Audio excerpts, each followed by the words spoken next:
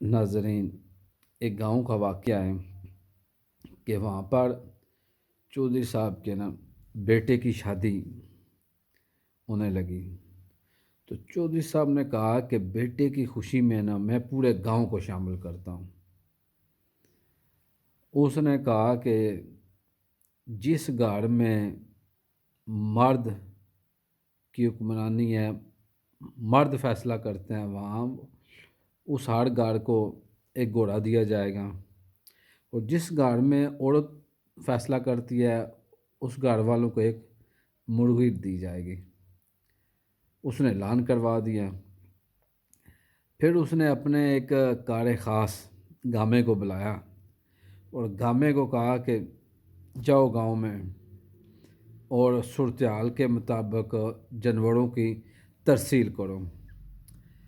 Gama پہلے ہی گھر میں گیا اور وہاں پر جا کر اس نے دونوں میاں بیوی کو سامنے بٹھا کر بات کی کہ آپ کے گھر میں حکمرانی کس کی ہے، فیصلہ کون کرتا ہے؟ مرد بولا میں کرتا ہوں۔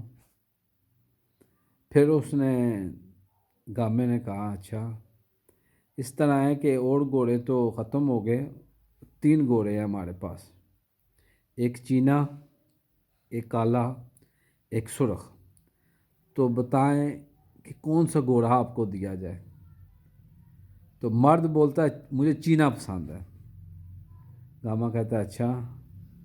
ساتھ ہی وہ اس کی جو محترمہ عورت ہوتی ہے وہ بولتی ہے نہیں ہمیں کالا چاہیے، کالا میں نے دیکھا ہوا ہے، اس کے ماتھے پہ سفید پھلی ہے، وہ بڑا سونا لگتا ہے، تو نہیں چینا نہیں کالا ہی چاہیے۔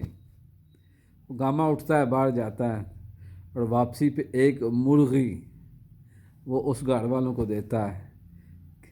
تو بات تو آپ سمجھ گئے ہوں گے کہ گھر میں کہنے کی حد تک تو مرد کا وہ فیصلہ ہوتا ہے، لیکن حقیقتاً وہ عورت کا فیصلہ مانا جا رہا تھا۔